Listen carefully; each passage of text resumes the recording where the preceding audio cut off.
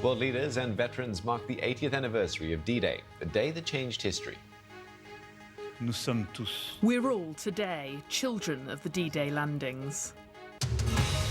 President Zelensky was given a standing ovation and a promise of continued support from President Biden. History tells us freedom is not free. If you want to know the price of freedom, come here to Normandy. Come to Normandy and look. Go to the other cemeteries in Europe where our fallen heroes rest. Hello and welcome to the program. Our world leaders and some of the last surviving veterans have taken part in ceremonies in France to commemorate the 80th anniversary of D-Day. On June 6, 1944, along Sword, Juno, Gold, Omaha and Utah beaches, tens of thousands of troops took part in the largest ever seaborne invasion. It helped drive Nazi forces from France ahead of Germany's eventual defeat the following year.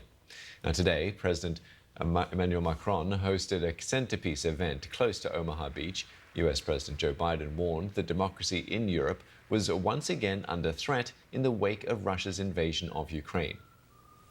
Now, earlier at the new British National Memorial at Gold Beach, a service of commemoration. The King laid a wreath for the fallen. And alongside the solemn ceremonies, it's also been a chance for attendees to meet and speak with the guests of honor, the veterans themselves, each of whom played an important part in one of the defining days in European history.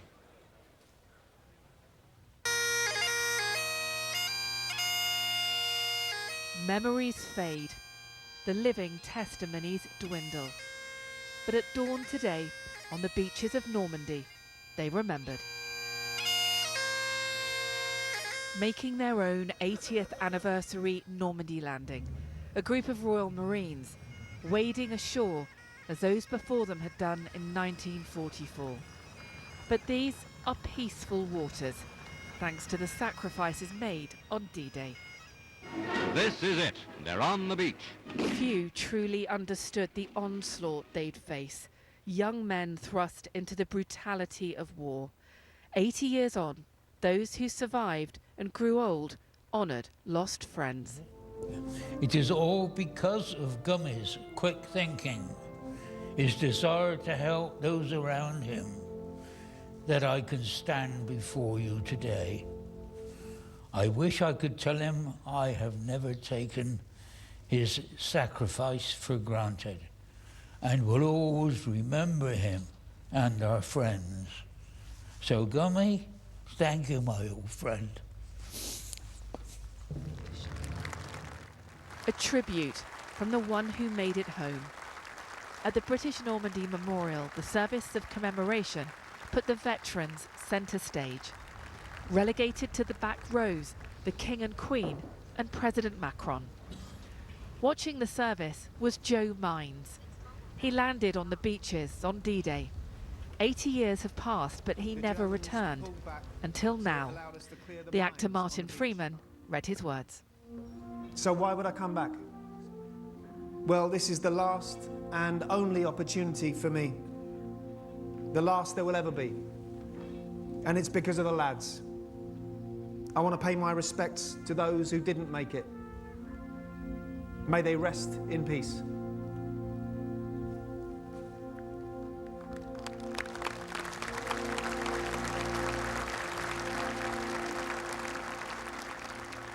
Honouring those who fought in the name of his grandfather, the King spoke of remembrance as an obligation. Let us commit to carrying forward their resounding message of courage and resilience in the pursuit of freedom, tempered by the duty of responsibilities to others, for the benefit of younger generations. Our gratitude is unfailing and our admiration eternal. And then a final flourish from the Red Arrows as the service ended. The D-Day veterans moved on to a reception. Some needed a bit of prime ministerial assistance. It was a day of cross-party support, as they also spent time with the Labour leader Sir Keir Starmer. It was, though, with the King and the Queen, whom they seemed to share the most. It was intimate and emotional. knowing that this small group of D-Day veterans is unlikely to be back here for a major commemoration. Their stories have been told. It is now down to us to make sure they're not forgotten.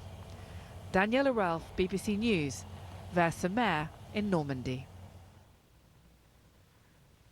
Now, one address was from President Joe Biden, who drew comparisons between the war in Ukraine and the fight for freedom on the beaches in Normandy during World War II. He was speaking at an international event attended by world leaders, including Ukraine's President Volodymyr Zelensky. But unlike 10 years ago at the 70th commemorations, Russian President Vladimir Putin was not invited.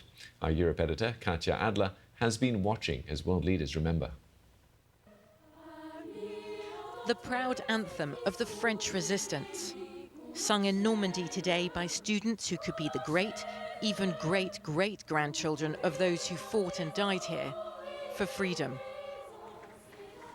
At this international D-Day ceremony, heads of state and government, representatives of Europe's royal families stood shoulder to shoulder, hearts full of gratitude. Ils avaient tous peur, à n'en pas douter. They were afraid, Mais ils savaient qu'ils menaient une but guerre. they knew that they were fighting a just war, Ils savaient qu'ils pouvaient en mourir. and that every step they took brought them closer to restoring Parce que freedom chacun to de the leurs world. pas rapprochait le monde de la liberté.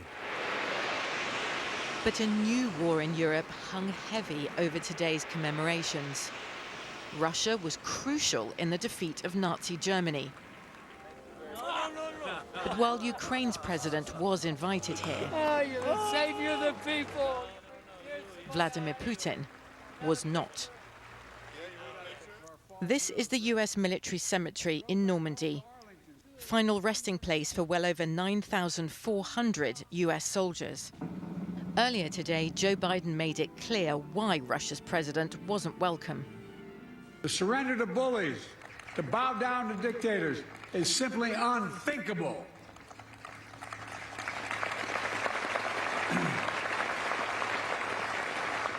Were we to do that, it means we'd be forgetting what happened here in these hallowed beaches. US veterans were presented by President Macron with the Légion d'honneur, France's highest honor. Modern-day geopolitics loom really large over these D-Day commemorations, but the world leaders gathered here don't mean any disrespect.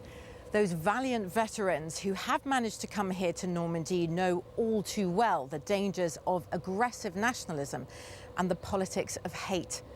The freedom and peace they fought so hard for is fracturing. Normandy resident Danielle Boucherie was 5 years old on D-Day, her village amongst the first to be liberated in the early hours of the morning. I went to sleep under German rule and woke up with the Americans. Danielle's mum made her a star-spangled dress out of US servicemen's parachutes found in a field. She became a symbol in pigtails of their everlasting gratitude. If it hadn't been for the Americans, what would have become of us? Since the Second World War, Europe has relied on the US to have its back in terms of security. These brave men helped forge the transatlantic alliance. Their president today said it was stronger than ever. But with US elections round the corner, Europe knows it can't take anything for granted. Katya Adler, BBC News, Normandy.